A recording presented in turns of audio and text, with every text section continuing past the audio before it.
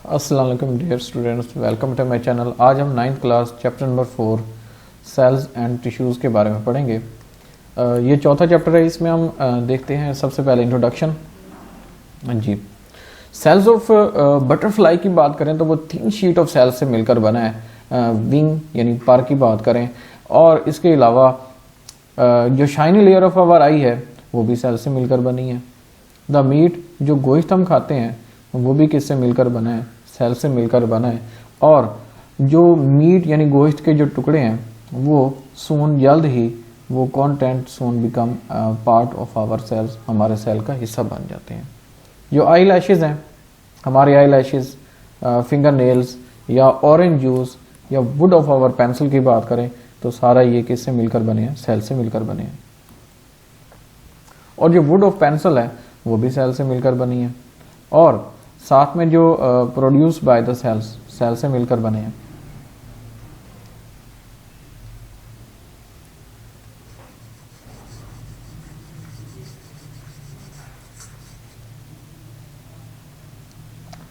इसके अलावा in this chapter हम क्लोज लुक यानी कि जो क्लोज लुक है सेल्स की, सेल्स के बारे में देखेंगे और learn about their internal structure, और जो अंदरूनी साख्तें हैं उसके बारे में हम सीखेंगे। पहले हम शुरू करते हैं 4.1 microscopy and emergence of the cell theory. Microscope का यूज़ माइक्रोस्कोपी कहलाता है। ये पहली डेफिनेशन हो गई।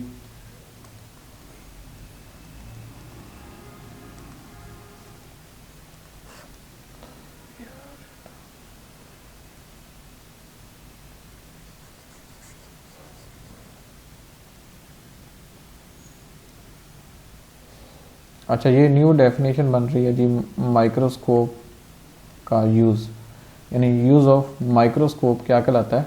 माइक्रोस्कोपी। कंपाउंड माइक्रोस्कोप जो सबसे पहले बनाई थी वो ज़कारियास जॉनसन ने बनाई थी। ये एक एमसीक्यूज़ बनता है कि सबसे पहले माइक्रोस्कोप हॉलैंड का रहने वाला था। 1595 यानी 1595 में ये पहली माइक्रोस्कोप बना रहा है। इसके बाद ये सिंपली ट्यूब थी जिसकी मैग्नीफिकेशन की हद कितनी थी? 3x से 9x थी। यानी कि it was simply a tube with lenses, जिसके लेंसेज थे, and at each and, her and किनारे पे। मतलब कि अगर हम एक माइक्रोस्कोप देखें, कंपाउंड माइक्रोस्कोप, तो इसके यहाँ पे इन दोनों किनारों पे लेंस लगे हुए थे। यहाँ पे ये लेंस थे, इधर भी लेंस थे, और ये एक सिंपली ट्यूब थी। इसके अलावा इसकी जो रेंज थी वो 3x to 9x थी। उसके बाद देखें तो इसमें हम दो टर्म इस्तेमाल करें जी, रेजोल्यूशन या रिजॉल्विंग पावर, और दूसरा है मैग्नीफिकेशन। मैग्नीफिकेशन में क्या होता है कि जो अपेरेंट साइज होता है ऑब्जेक्ट का उसको क्या करना? इंक्रीज करना। ये एक इम्पॉर्टेंट फैक्टर है इन माइक्रोस्कोपी, यानी ये एक अहम हिस्सा है माइक्रोस्कोपी का। उसके अलावा हम दूसरा जो देखते हैं कि रेजोल्यूशन। रेजोल्यूशन में क्या होता है? क्लैरिटी ऑफ एन इमेज, यानी इमेज का हमें वाज़े करके नज़र आना।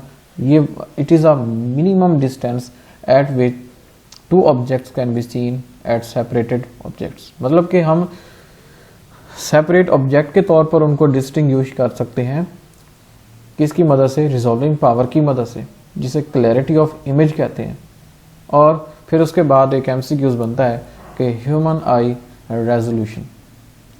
जो ह्यूमन नेक्ड आई है यानी इंसानी आंख जो है वो डिफ्रेंशिएट कर पाती है, किसी भी चीज़ को अलहदा कर पाती है बिटवीन 2 पॉइंट्स। उसका जो लीस्ट पॉइंट है वो 0.1 mm है, और ये रेजोल्यूशन ऑफ ह्यूमन आई कहलाती है। ये एमसीक्यूज़ भी बनता है। इसमें क्या होता है कि 2 ऑब्जेक्ट्स हैं जिनके दरमियान जो फासला है वो अगर 0.05 हो mm, इनके दरमियान अगर ये फासला है तो human eye would not be able to differentiate, तो इंसानी आंख उनको डिफ्रेंशिएट नहीं कर पाएगी इन 2 सेपरेट ऑब्जेक्ट्स, एक अलहदा ऑब्जेक्ट के तौर पर।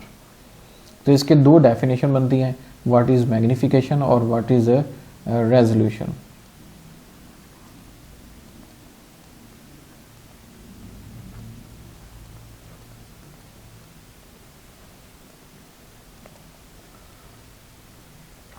अच्छा, उसके बाद हम देखते हैं यहाँ पे light microscope and electron microscope.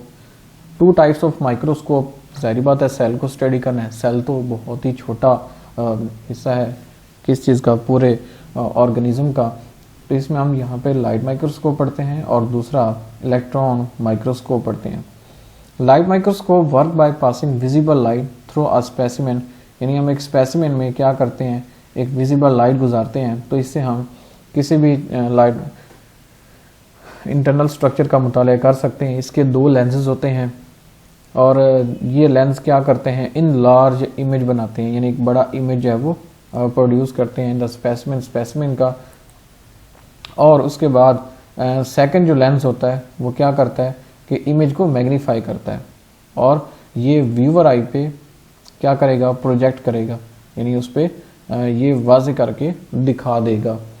अब देखें कि एक और डेफिनेशन बन रही है, what is micrograph. A photograph taken through microscope is called micrograph. ये एक अहम डेफिनेशन बन गई। अब इसमें अगर हम दोबारा देखें तो इसके दो लेंसेज इस्तेमाल होते हैं, टू ग्लास लेंस ग्लास के बने होते हैं, वन लेंस प्रोड्यूस है इन लार्ज इमेज, एक बड़ा इमेज करके दिखाता है, और जो दूसरा लेंस है वो मैग्नीफाई द इमेज, यानी इमेज को जो व्यूअर आई है, एक हिस्सा जो है वो ऑब्जेक्टिव लेंस होता है और एक आई पीस लेंस होता है। अगर हम यहाँ पे बात करें, इस जगह पे ऑब्जेक्टिव लेंस होता है और ये वाला जो है ये आई पीस लेंस होता है जो कि व्यूअर आई के बिल्कुल करीब होता है। इसके अलावा यहाँ पे देखें तो एक हम देखते हैं इम्पोर्टेंट पॉइंट है, when we see a micrograph, जब हम माइक्रोग्राफ देखते हैं बुक पे, we see some words like LM109X। अब इसका क्या मतलब है, ये प्रिंटेड होता है along the edge of the micrograph, micrograph के बिल्कुल किनारों के साथ होता है। ये बताता है कि फोटोग्राफिक जो फोटोग्राफ है, photo micrograph was taken through a light microscope and image has been magnified, और इमेज को जो बड़ा करके दिखाया गया 109 टाइम। यहाँ पे जो x है ये किस चीज़ को शो करता है, ये टाइम को शो करता है। और लाइट माइक्रोस्कोप जो है वो 1500 टाइम यानी 1500 गुना ये किसी भी ऑब्जेक्ट को बड़ा करके दिखाता है विदाउट काजिंग ब्लोरीनेस, यानी कि जो बगैर धुंधलाहट पैदा किए, ब्लोरीनेस होता है बगैर धुंधलाहट पैदा किए, तो धुंधलाहट। अब 1500x इसकी जो मैग्नीफिकेशन है, इट्स रिजॉल्विंग पावर, इसकी जो रिजॉल्विंग पावर है वो 0.2 माइक्रोमीटर है। माइक्रो को हम म्यू कहते हैं, यहाँ पे ऐसे लिखते हैं, और 1 माइक्रोमीटर किसकी इक्वल होता है 10 की पावर -3 mm, यानी अगर हम 1 म्यू की बात करें तो ये 10 की पावर -3 mm के इक्वल होता है। और LM माइक्रोस्कोप जो है, लाइट माइक्रोस्कोप, ये डिस्टिंग्विश ऑब्जेक्ट ओनली, अगर ऑब्जेक्ट 0.2 माइक्रोमीटर तक होगा तो ऑब्जेक्ट डिस्टिंग्विश कर सकेगा जो लाइट माइक्रोस्कोप है, वरना ये लाइट माइक्रोस्कोप ऑब्जेक्ट्स का फासला 0.03 हो जाएगा या इससे बढ़ जाएगा तो वो उसको डिस्टिंग्विश नहीं कर पाएगा। इट्स अबाउट द साइज, अगर उसे स्मॉलर होगा तो डिस्टिंग्विश नहीं कर पाएगा। तो देखें ये size of the smallest bacterium, अगर हम बैक्टीरिया का सबसे स्मॉलेस्ट साइज देखें तो वो 0.2 माइक्रोमीटर तक होगा, तो उसको देखा जा सकेगा। इसके अलावा जो इमेज ऑफ द बैक्टीरियम है can be magnify by the many times, इन्होंने काफ़ी हद तक जो है वो बड़ा करके देखा जा सकता है, मैग्नीफाई किया जा सकता है। The light microscope can not show detail of its internal structure, सिर्फ लाइट माइक्रोस्कोप ये इंटरनली स्ट्रक्चर नहीं दिखा सकता, लेकिन बाकी जो अगर मूवमेंट की बात करें, जो लाइफ प्रोसेसेस और होते हैं उनके बारे में तो हम बात करें तो ये वाज़ेह करके दिखा सकता है। अगर हम इलेक्ट्रॉन माइक्रोस्कोप की बात करें,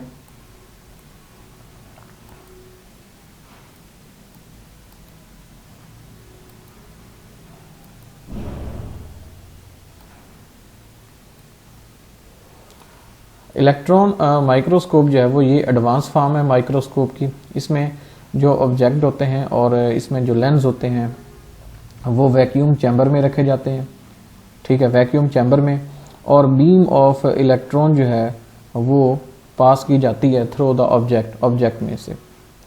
अब ये हमारे पास एक यहाँ पे इलेक्ट्रॉन माइक्रोस्कोप वाज़ेह करके दिखाई गई है। इसमें देखें जो भी ऑब्जेक्ट हैं, ऑब्जेक्ट ठीक है। और इसमें जो लेंसेज हैं इसको उन्होंने क्या पे रखना है, एक वैक्यूम चैम्बर में रखना है इसमें। इसके बाद एक इनलार्ज इमेज होता है जो कि फोकस हो जाता है। अगर हम यहाँ पे बात करें electrons pass through over reflected from the object से इलेक्ट्रॉन बीम जो है वो वहाँ से गुजरेगी या उसमें से रिफ्लेक्ट हो जाएगी और वो उसका इमेज बनाएगी। सो इलेक्ट्रोमैग्नेटिक लेंसेज वो क्या करते हैं, इनलार्ज करते हैं इमेज को और फिर उसके बाद फोकस करते हैं इमेज ऑन द स्क्रीन या फोटोग्राफिक फिल्म। यानी या तो ये स्क्रीन पर फोकस करेंगे या तो ये फोटोग्राफिक फिल्म जहाँ पे हमने उसका फ़ोटो लेना है वहाँ पे जाके ये उसका इमेज बनाएंगे। तो ये देखें कि इलेक्ट्रॉन माइक्रोस्कोप जो है इसकी रिजॉल्विंग पावर जो है वो हायर है, ठीक है, देन लाइट माइक्रोस्कोप। और ये 2,50,000 टाइम जो magnify, electron microscope can magnify object about 2,50,000 time, यानी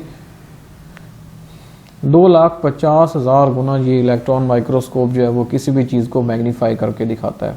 और इसकी जो डिस्टिंग्विश पावर है वो 0.2 नैनोमीटर है, जो कि 1 नैनोमीटर 10⁻⁻6 के इक्वल है, ठीक है। 1 नैनोमीटर 10⁻⁻6 मिलीमीटर के इक्वल है।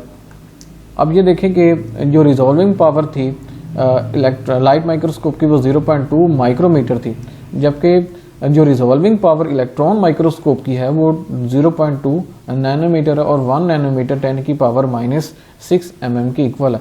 तो ये एक स्पेशल एक कंडीशन होती है जो इलेक्ट्रॉन माइक्रोस्कोप जो है वो डिटेक्ट कर सकती है इंडिविजुअल एटम को, सेल को, यानी ये क्या कर सकती है कि इंडिविजुअल एटम को डिस्टिंग्विश कर सकती है, सेल को और ऑर्गेनेलीज को, even molecule like DNA, protein, ठीक है, जो कि लार्जर साइज में होते हैं उसको डिस्टिंग्विश किया जा सकता है।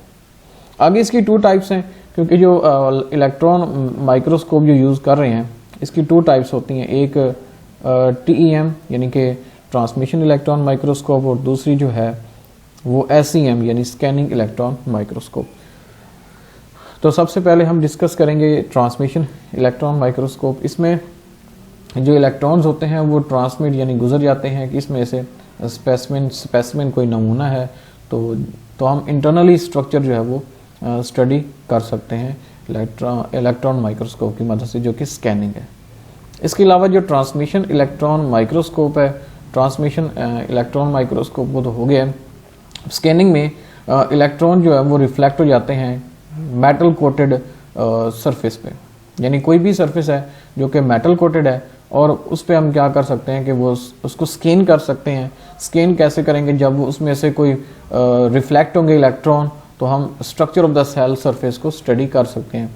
जैसे यहाँ पे स्कैनिंग इलेक्ट्रॉन माइक्रोस्कोप की मदद से एक जो एक सरफेस है उसको स्टडी किया गया है। ये एक मॉस्किटो है, मच्छर है जो स्टडी किया गया है, मॉस्किटो हेड एंड आई, ये आई है और ये हेड है। और यहाँ पे देखें ये अभी आपको आई नजर आ रहा है, तो इनको स्टडी किया गया है। कुछ हम इंपॉर्टेंट टर्म्स भी पढ़ेंगे। अब देखें जो इलेक्ट्रॉन माइक्रोस्कोप है इसने रेवोल्यूशनाइज किया, यानी कि रेवोल्यूशन पैदा की है study of cell and organelles, क्योंकि हम सेल और सेल में मौजूद ऑर्गेनेलीज का भी पता लगा सकते हैं ना इलेक्ट्रॉन माइक्रोस्कोप की मदद से। But it can not be use to study the life processes जो ज़िंदगी के अवामिल हो रहे होते हैं, क्योंकि हम क्या करते हैं कि जो स्पेसिमेन होता है उसको तो हम वैक्यूम चैम्बर में रखते हैं, इसलिए तमाम जो हवा होती है वो तो रिमूव कर दी जाती है। तो हम तमाम जो लाइफ प्रोसेसेस हो रहे होते हैं जैसे मूवमेंट ऑफ अमेबा है या, तो उसके लिए लाइट माइक्रोस्कोप जो है वो उसको बेटर माना जाता है। उसके बाद है history of the formulation of cell theory. तो हम सबसे पहले ये देखते हैं कि जो एंशिएंट जो ग्रीक थे उन्होंने सबसे पहले डाटा को ऑर्गेनाइज किया। फिर उसके बाद जो मैदान में आया वो है अरस्तु है। तो अरस्तु ने जो है वह प्रेजेंट किया किस चीज़ को, कि आइडिया को कि तमाम एनिमल्स और प्लांट जो हैं वो आपस में रिलेटेड है, समहाउ रिलेटेड, और ये आइडिया जो है वो बेहतर कारगर साबित हुआ। इसके अलावा जो आइडिया दिया गया वो ये था कि is there a fundamental unit of structure shared by all organism, यानी कि तमाम जानदार जो हैं वो एक ऐसा स्ट्रक्चर है जो कि शेयर करते हैं, जो कॉमन है दोनों ऑर्गेनिज्म में, तो वो बाद में सेल के तौर पर अराइज हुआ। 17वीं सेंचुरी में, 17वीं सदी में सबसे पहले जो है वो सेल के बारे में माइक्रोस्कोप यूज़ की गई और सेल के बारे में मज़ीद स्टडी की गई। अब रॉबर्ट हुक आया 1665 में। रॉबर्ट हुक ने एक अपनी माइक्रोस्कोप जो वो यूज़ की थी, लाइट माइक्रोस्कोप। उसने जो है एक स्लाइस ऑफ कार्क, यानी कार्क की स्लाइस का ऑब्जर्व किया, जो हनी कॉम लाइक स्ट्रक्चर देखे। आपको ज़ेर नज़र एक तस्वीर नज़र आ रही होगी जिसमें हनी कॉम लाइक स्ट्रक्चर है। तो आप ये देखें कि जैसे शहद के छत्ते की मक्खियों में आपको वो छोटे छोटे जैसे खाने नज़र आते हैं, इसी तरह छोटे छोटे कंपार्टमेंट जब वो देखे गए थे, और इसका नाम उसने क्या रखा, सेल रखा, जिसे सेलुलाई कहते हैं। तो अब देखें कि उसने कंपार्टमेंट देखे और कंपार्टमेंट को क्या नाम दिया, सेलुलाई का नाम दिया। फिर उसके बाद ये हम तक सेल के तौर पर पहुंचा। His terms has come to us as cell. The first living cells was observe few years later, यानी चंद सालों बाद जो है चंद लिविंग सेल्स जो हैं वो डच नेचुरलिस्ट था जिसका नाम एंटन वॉन लियोनहुक था। एंटन वॉन लियोनहुक ने अपनी जो माइक्रोस्कोप के अंदर है उसने क्या देखा, जिंदा जानदार देखे फ्रॉम द पॉन्ड वाटर, जो तालाब का पानी होता है, under his microscope and called them animalcule, और उसका क्या नाम रखा, उसका नाम एनिमल्क्यूल रखा। रॉबर्ट हुक के बारे में पढ़ेंगे। ये एमसीक्यूज आ जाते हैं कि रॉबर्ट हुक कौन था। Robert Hooke was a chemist, ये केमिस्ट था, मैथमेटिशियन था यानी रियाजीदान था, एंड फिजिस्ट, और फिजिक्स के बारे में यानी फिजिकल साइंस के बारे में काफ़ी इल्म रखता था। और ये रिमार्केबल इंजीनियर भी था, इंजीनियरिंग एबिलिटीज़, और इसने इन्वेंट किया और इम्प्रूव किया मैनी मैकेनिकल डिवाइसेस, जैसे टाइम पीस हो गया, क्वाड्रेंट हो गया, टाइम पीस क्वाड्रेंट, और इसके अलावा जो जॉर्गियन टेलीस्कोप है, इसने सेक्शन ऑफ कार्क का भी मुताला किया। तो ये काफ़ी हद तक इसने काम आसान किया, जो रेवोल्यूशनाइज किया सेल को स्टडी करने में। फिर उसके बाद 1809 में अनदर सेंचुरी, दूसरी सेंचुरी में इम्पोर्टेंस ऑफ द सेल्स के बारे में वो काफ़ी बायोलॉजिस्ट से वो जान गए थे, उन्होंने अप्रिशिएट किया, या वो इतना ना कर सके। तो उसके बाद जेन बैप्टिस्ट डेली मार्क ने 1809 में प्रपोज किया कि nobody can have life if its parts are not cellular tissue or are not formed by cellular tissue। मतलब कि जो nobody can have life, कि किसी भी जानदार में वो ज़िंदगी नहीं हो सकती है, किसी भी जानदार में वो ज़िंदगी नहीं हो सकती, कि nobody can have life if its part are not cellular tissue, यानी कि वो सेलुलर टिश्यू ना हो या सेलुलर टिश्यू से ना मिलकर बने हो। फिर उसके बाद 1831 में ब्रिटिश बॉटनिस्ट रॉबर्ट ब्राउन आया, उसने न्यूक्लियस दरियाफ्त किया किसके अंदर, सेल के अंदर। फिर उसके बाद 1835 में ये सारा जो आपने याद नहीं करना, इसमें से सिर्फ आपने चंद एमसीक्यूज करने हैं। जैसे 1838 में एक जर्मन बॉटनिस्ट था, जर्मनी का एक बायोलॉजिस्ट था जो कि पौधों के बारे में मुताला करता था, मैथियस शेलिडर ने किस चीज़ को स्टडी किया, इसने प्लांट टिश्यूज़ को स्टडी किया, और इसने कहा कि प्लांट्स आर एग्रीगेटेड, मजमूई तौर पर वो इंडिविजुअल सेल के मिलकर बने हैं, विच आर फुली इंडिपेंडेंट, जो कि बिल्कुल आज़ादाना है। अब उसके एक साल के बाद 1839 में जर्मनी का रहने वाला एक ज़ूलॉजिस्ट था जिसका नाम थियोडर शिवान था, उसने कहा कि एनिमल सेल्स भी compose of the individual cell, एक अनफरादी सेल से मिलकर बने हैं। फिर रुडोल्फ विर्चू ने 1855 में कहा, ये एक जर्मन फिजिशियन था, इसने कहा कि इम्पोर्टेंट एक्सटेंशन दी सेलुलाई ओमनिस सेलुलाई सेलुला, कि जो सेल ऑल लिविंग सेल्स होते हैं वो अराइज उभरते हैं फ्रॉम प्री एग्जिस्टिंग सेल्स, पहले से मौजूद सेल्स से। उसके बाद जो पास्चर है वो मैदान में आया, जिसने एक्सपेरिमेंटल प्रूफ दिया किसके बारे में, इस ख्याल के बारे में। तो cell theory is regarded as one of the most fundamental knowledge of the biology. तो ये एक फंडामेंटल एक नॉलेज है बायोलॉजी का, और it is a wide ranging effect in the field of research. अब देखें कि रिसर्च में इसने काफ़ी हद तक एक इफेक्ट किया, यानी काफ़ी हद तक ये असरअंदाज रहा। तो detail of the cell was studied and cell theory was extended, इसको मज़ीद बढ़ाया गया।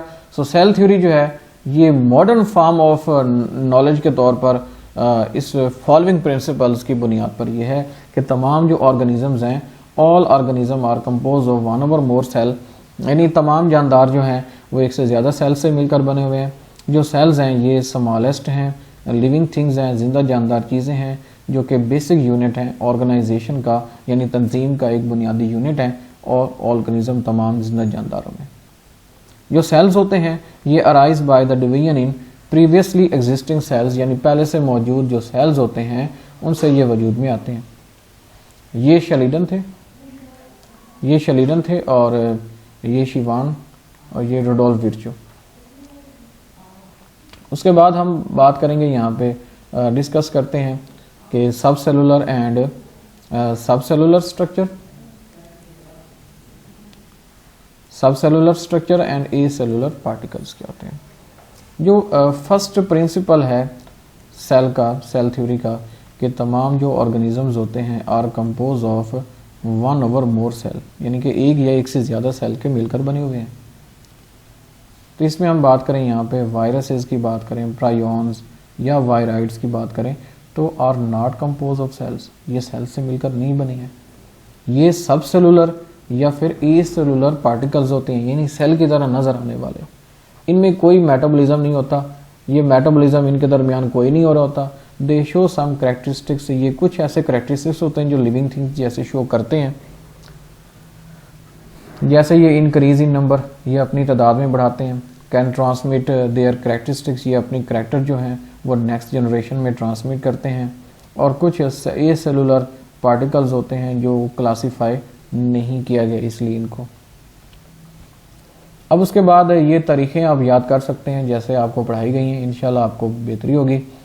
अब हम सेलुलर स्ट्रक्चर के बारे में बात करेंगे और सेलुलर फंक्शंस के बारे में। हम जानते हैं basic organisation of eukaryotic cell, यानी यूकैरियोटिक सेल की अगर बेसिक ऑर्गेनाइजेशन है तो वो एटम से मिलकर बना है, और फिर एटम से क्या बनता है, एक मॉलिक्यूल बनता है, और मॉलिक्यूल से फिर आगे टिश्यू बनता है। तो हम इससे फैमिलियर हैं, इससे हम जानते हैं इसके बारे में। So we get some detail about the learning cellular structure and function. तो हम सेलुलर स्ट्रक्चर और फंक्शन के बारे में पढ़ेंगे। फिर उसके बाद सेल किससे मिलकर बना है, cell assemblage of organelles, organelles से मिलकर बना है। और some structure in this cell are not organelles, कुछ इसमें से ऑर्गेनेलीज नहीं है, जैसे सेल मेम्ब्रेन नहीं है, सेल वॉल नहीं है, ठीक है, साइटोप्लाज्म नहीं है और साइटोस्केलेटन, ये क्या चीज़ नहीं है, ऑर्गेनेलीज नहीं है, लेकिन ये प्रोटेक्टिव लेयर है किस चीज़ की, तमाम जो यूकैरियोटिक सेल्स हैं। अगर हम सेल वॉल की बात करें तो सेल वॉल जो है ये is not a living organism, ये जिंदा जानदार या नहीं होता, क्योंकि ये रिजिड होते हैं, सख्त होते हैं, और ये अराउंड द सेल, सेल के इर्द गिर्द मौजूद होते हैं।